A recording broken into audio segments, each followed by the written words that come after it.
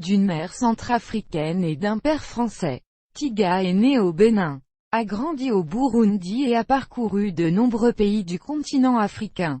Tanzanie, Kenya, Togo, Éthiopie. À 12 ans, elle arrive en France et est inscrite dans un collège des Landes. De nouvelles amitiés, la poésie, un peu de musique et beaucoup de sport vont l'aider à surmonter le dépaysement. Pratiquant l'athlétisme, le volley et la natation, elle participe à plusieurs championnats de France scolaires. Pratiquant la danse classique depuis l'âge de 3 ans. Au Burundi, elle participe très tôt à des spectacles locaux. En arrivant en France, elle commence la danse moderne jazz et le hip-hop et crée ses premières troupes. Monte ses premiers spectacles et donne des cours dès l'adolescence. Financée par son lycée, son groupe baptisé Tribal, 10 danseuses plus percussionnistes, part en tournée pendant 2 ans. Festival, première partie de concert, street happening, etc.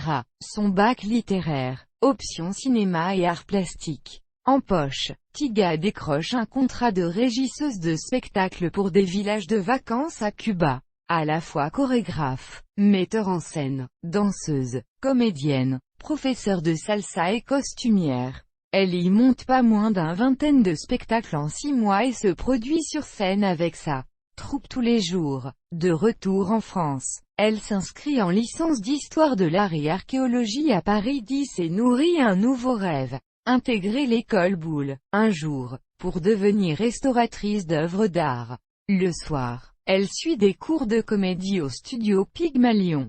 Pour payer ses études, son appartement et ses passions, elle enchaîne les petits boulots. Babysitting, remplacement de réceptionniste d'hôtel, vendeuse, caissière. Elle est remarquée par le photographe Xavier Martin qui la présente à Olivier Bertrand, le directeur de l'agence de mannequins Success. Elle signe son contrat et 2 heures après, passe son premier casting et décroche son premier travail dans la mode. Un défilé pour la marque de jeans Levi's à Saint-Tropez. Un événement inattendu va changer son parcours, poussée à s'inscrire, sans y croire beaucoup, dans un concours de beauté. Elle remporte les titres de Miss Hauts-de-Seine, Miss Île-de-France, jusqu'à devenir première dauphine de Miss France 2006. Le président de la République centrafricaine, RCA, François Bozizé, l'invite dans la foulée à Bangui pour la féliciter et la nommer ambassadrice de la beauté centrafricaine et chevalier de l'Ordre du Mérite national, tout en poursuivant ses études d'histoire de l'art et d'archéologie et ses cours de comédie. Elle intègre la troupe de Geneviève de Fontenay pour son show Féerie de Paris, dont elle devient rapidement la chorégraphe et régisseuse. L'aisance de Tiga sur scène, non neutre, et devant les caméras le soir de la finale télévisée de Miss France n'aura échappé à personne. En démol, la contacte et lui propose de passer des castings pour eux. En 2007, elle fait ses débuts de chroniqueuse sur TF1 dans Les Enfants de la télé. La même année, le comité Miss France lui demande de représenter la France dans un concours international. En Chine, Tiga y remporte le titre de Miss Model of Congeniality. Comprenez, style à revoir, la fille la plus sympa du monde. Sa carrière de mannequin d'école. Égérie de Courrèges, visage des shampoings d'Op, métisse favorite des catalogues La Redoute. 3 Suisses et qu'elle prêta son corps. Style à revoir, à Jean-Paul Gaultier pour une campagne Coca-Cola. Visage des parfums Love Cocktail de Haut Jeune.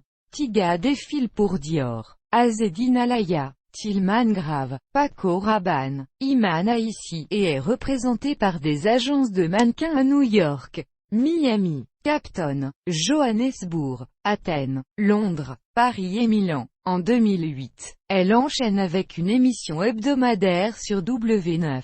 Elle y présente le Hit Talent pendant 3 ans et co-anime les Micromania Awards avec Bertrand Amar. Grâce à sa notoriété, elle obtient le visa O1. Extraordinary People, lui permettant de vivre et d'étudier pendant 3 ans aux États-Unis. Avant de quitter la France pour cette nouvelle expérience, elle part un mois en tournage à La Réunion, pour incarner Jenna dans les 2 derniers épisodes de la saison 5 de Section de recherche sur TF1. Arrivée à New York, elle s'inscrit à la New York Film Academy en réalisation de documentaires. Et pour payer ses factures, elle surfe sur sa carrière de mannequin. Après son séjour aux États-Unis, elle arrive sur France O. Ravie, style à revoir, de présenter au féminin, un magazine de voyage et d'avoir réalisé des reportages sur la condition des femmes dans le monde, et heureuse d'animer, style à revoir, des émissions sur les sports alternatifs tels que Riding Zone, Hebdo plus Prime, Destination Glisse, Hebdo, et la compétition du Festival international des sports extrêmes, en direct pendant 4 jours. En 2013, elle présente le Téléthon en direct sur France O aux côtés de Claudie Siard. Elle met en place des opérations avec son association Coup de pouce des Anges, une association humanitaire qui travaille avec des ONG basées en RCA, envoi de médicaments et de matériel de soins, de nourriture, aide au développement de l'éducation des femmes et des enfants des rues, mise en place d'événements culturels.